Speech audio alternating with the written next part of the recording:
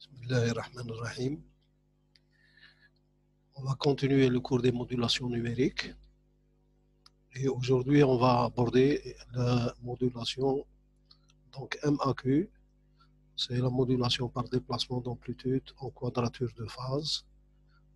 Donc, vous avez toujours donc, mon email pour pouvoir donc, me contacter pour donc, avoir des cours, donc, des documents de cours ou de TD.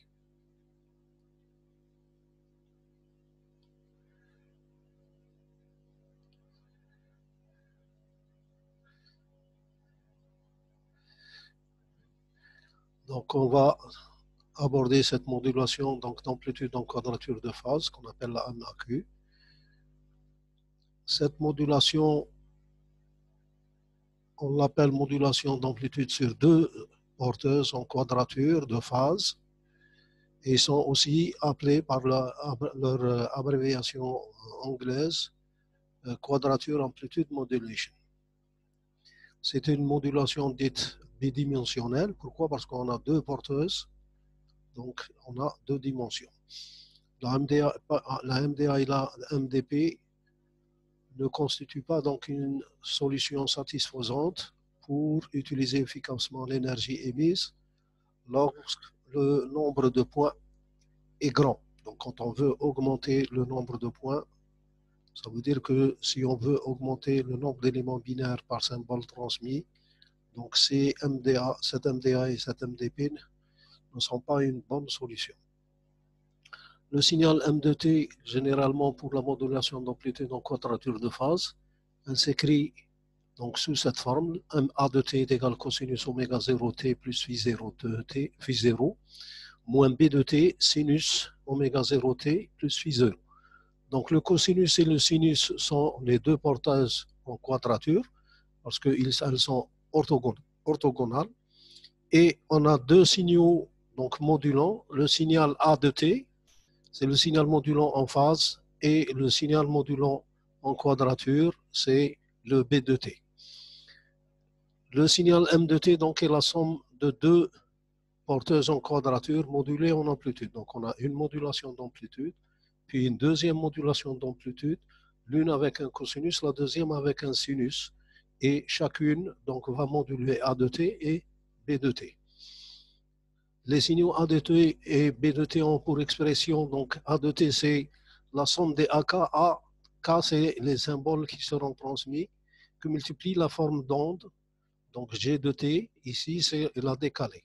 La même chose pour B de T, c'est la somme sur K de BK que multiplie G de T moins T, BK étant toujours donc les valeurs, donc AK et BK prennent leurs valeurs dans deux alphabets à un élément. Donc le premier c'est A1 jusqu'à AM, le deuxième c'est B1 jusqu'à BM. Généralement, on prend l'énergie du signal dont l'amplitude est la plus faible, qu'on appelle le E minimum. AK et BK, donc on a vu que sont les symboles, c'est les composantes des points signaux de la constellation. Donc, avec AK et BK, pour un cas donné, je vais avoir un point signal de la constellation, comme on va le voir par la suite dans les constellations. Donc, généralement, le SK de T, donc attention ici, c'est un symbole, SK de T, qui est égal à la racine de E minimum sur TS. Donc, si je veux réécrire le M de T, je peux le réécrire sous cette forme-là. Donc, multiplié par AK cosinus de PF0T, moins racine de E, de 2E minimum sur TS, que multiplie BK sinus BK. Donc, bien sûr, T est compris entre 0 et TS, et K prend les valeurs de 1 à M. Dans cette relation-là, on voit bien que ce terme-là, c'est psi1, donc la première fonction de base, et psi2, c'est le sinus que multiplie 2, racine de 2 sur TS, c'est ce qu'on appelle la fonction de base, donc la deuxième fonction de base, qui est suivant l'axe des sinus. Donc, la modulation par déplacement d'amplitude de phase peut être combinée pour transmettre plusieurs bits par symbole. Donc, on a vu que si on augmente le nombre d'éléments binaires par symbole, on peut utiliser cette modulation de phase. Les schémas de modulation sont souvent dites, de ces modulations sont souvent dites linéaires, car elles nécessitent une amplification linéaire. Donc, on va voir dans la forme. Donc ici, on va vous montrer les constellations. Et donc la constellation pour la MAQ16, donc 16 c'est 2 à la puissance 4. Donc ça veut dire que chaque modulation elle a 4 points. Donc on les voit bien ici, la modulation d'amplitude. 1, 2, 3, 4. Et la même chose dans le deuxième axe. Donc c'est une modulation qui combine en même temps deux modulations linéaires de type MDA, ou bien on peut l'appeler donc une modulation d'amplitude et de phase combinée pour transmettre plusieurs bits par symbole.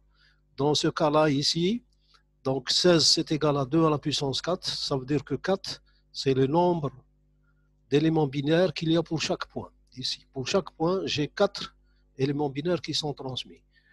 Là, on va à la MAQ64. La MAQ64, dans un cadran, j'ai 16 symboles.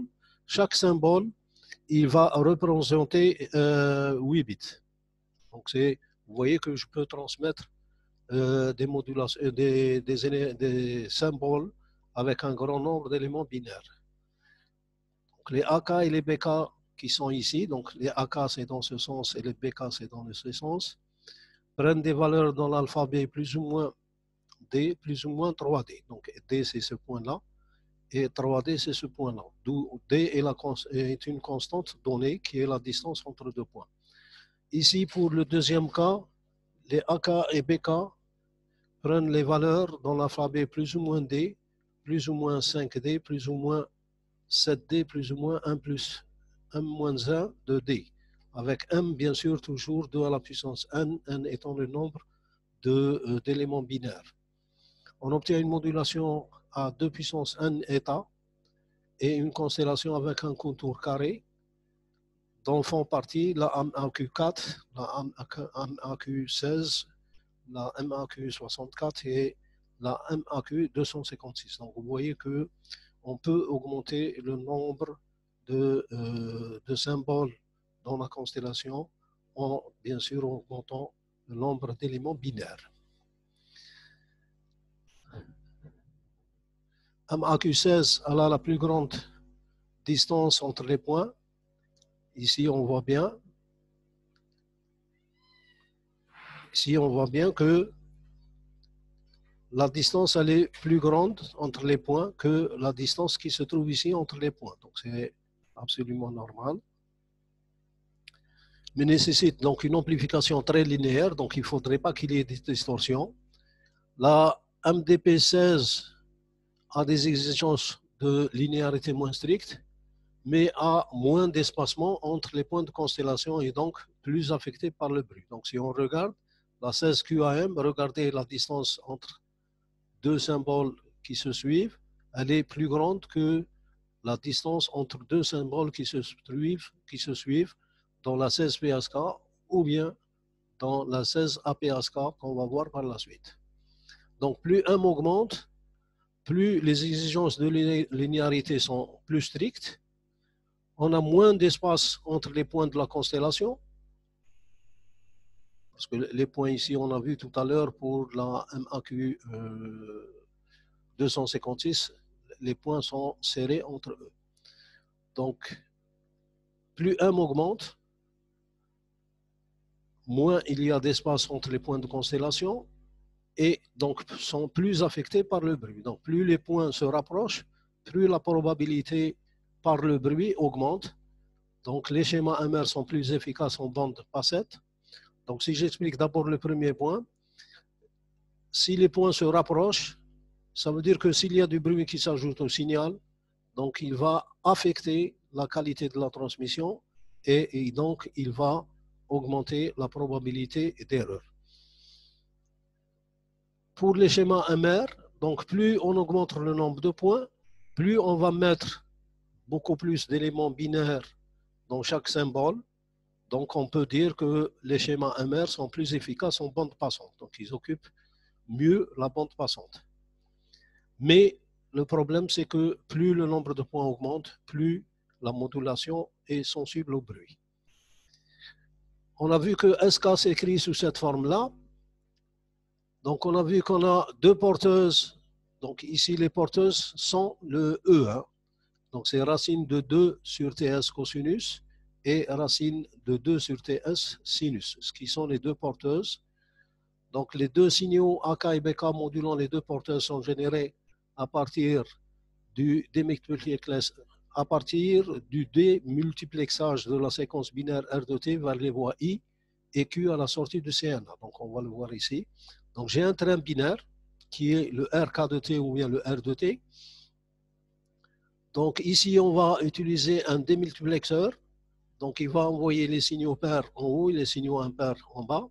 Et donc, je vais avoir sur la voie I, donc cette voie-ci, c'est la voie I, j'ai les AK. Sur la voie Q, je vais avoir donc les BK. Comment on va obtenir ce démultiplexage? Donc, le signal RT est un signal, donc, un RZ bipolaire. Donc, j'ai le numéro ici de chaque élément binaire. La durée d'un bit, elle est égale à TB. Les bits impairs de la séquence binaire R de T, donc le 1, le 3, le 5, sont envoyés vers la première sortie, qui est la voie I du multiplexeur. Donc, pour la voie I, je vais avoir A de T racine de E min. C'est pour ça que je vous ai dit que ici, sans la racine E de min, donc je vais avoir AK racine de E min, qui est le signal A de T qui est multiplié par racine de 2 sur TS cosinus de PF0. Donc ça, c'est le A de T. Le A de T, comment on l'a obtenu? Attention ici pour le A de T, la période, elle est égale à 2 fois TB, c'est le TS. Donc là, je parle maintenant de symbole et sa période, elle est égale à 2 fois TB. Le 1, ici, il va durer seulement TB, ici, il va durer 2 fois TB. Donc, vous voyez qu'il prend 2 fois la période TB. Le 3 aussi, il arrive ici, donc il prend cet intervalle-là. Et le 5, il arrive ici. Donc, le 5, il arrive ici, normalement, il prend cette valeur-là, puisque c'est un 0. Le 0 ici, il prend cette valeur-là. Maintenant, les bits pairs, les bits 2, 4, 6, de la séquence binaire R de T ici, seront envoyés vers la deuxième sortie du multiplexeur, ce qu'on appelle la voie Q. Donc cette voie Q, elle sera sous cette forme-là. La voie Q, donc le signal, c'est BK que multiplie racine de E min. Donc BK que multiplie racine de E min, qui constitue donc le B de T. Et donc je prends le deuxième bit ici.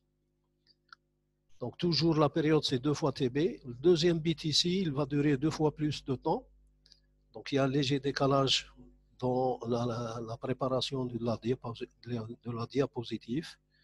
Donc je prends le bit 4 aussi et je vais le mettre ici. Donc il y a un petit décalage qui s'est produit. Donc toujours, les bits pairs vont aller vers la voie Q, les bits impairs vont aller vers la voie I. On sait que TS, c'est 2 fois TB. TS, elle se trouve au niveau donc, des voies I et des voies Q. Elle est égale à 2 fois TB, donc Fs est égal à 1 sur 2 TB. Ça veut dire que c'est FB sur 2. Les débits de symboles sont 2 fois plus faibles que le débit binaire, en termes de fréquence, hein, bien sûr. Ici, c'est 2 fois plus faible. Le train binaire entrant R de T est facilement divisé en deux trains par le démultiplexeur, donc ça on l'a vu. Donc là, le démultiplexeur va agir sur R de T, il va donc donner les deux trains AK et de T. J'ai la voie I, la voie Q, et de l'autre côté, je vais avoir un modulateur d'amplitude analogique ou bien ce qu'on appelle un multiplieur, et je vais avoir le deuxième. Donc ce qui reste ici, c'est la conversion analogique numérique. Donc les AK multipliés par la forme de T, G de T, ça va me donner le A de T. Démodulation. La réception d'un signal MAQ fait appel à deux démodulateurs. Donc on a deux démodulateurs cohérents. Donc là, on va maintenant présenter le schéma bloc du démodulateur. Le signal M de T modulé arrive ici. Il va passer par un multiplieur. Donc, après avoir récupéré la porteuse, je multiplie par la porteuse et j'obtiens le signal S1 de t. La porteuse, c'est cosinus oméga 0 t plus phi 0. Là, on fait un filtrage passe-bas pour éliminer donc, les fréquences hautes. Donc, ceci s'applique pour les deux voies, la voie I ici et la voie Q. Donc, toujours la récupération d'horloge, on multiplie par un sinus et on fait un filtrage passe-bas. Et puis, dans la deuxième partie ici, on fait un échantillonnage pour les deux, de période T. Et cet échantillonnage va nous donner des échantillons qui vont traverser un comparateur de seuil. Chaque échantillon, en fonction de sa valeur, il va donner la valeur donc, de AK, qui est le signal NRZ. Et puis, par la suite, je vais faire une conversion analogique numérique des deux symboles AK et BK. Puis, je vais faire une conversion série parallèle et je vais obtenir à la fin un terme binaire. Le signal MAQ est obtenu à partir de deux symboles complexes, supposés centrés et non corrélés, avec une forme d'impulsion définie par G de T et supposée réelle. La formule qui donne le spectre du signal modulé, on l'appelle la formule de Bennett, et sa forme, elle est donnée par cette relation. C'est 1 sur KT. R, c'est la fonction d'autocorrélation, donc au point 0.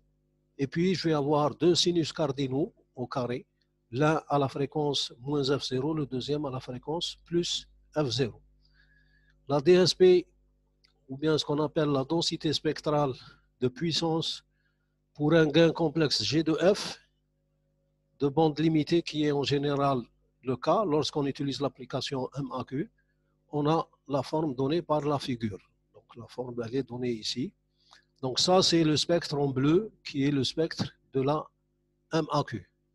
Par exemple, lors de la transmission MAQ sur un canal téléphonique ou sur un faisceau hertzien, la largeur de bande de G de F est prise égale à 0,625 sur T. Donc c'est la fréquence de Nyquist. Ici, on vous donne en noir le spectre, ou bien la DSP, d'un signal modulé en phase, donc modulation par déplacement de phase, non filtré. Donc on peut constater sur la figure que la largeur de bande excessive de la MDP, donc vous voyez la MDP, elle arrive jusqu'ici, alors que pour le signal en bleu qui est celui de la MAQ, il arrive à 1 sur 2T.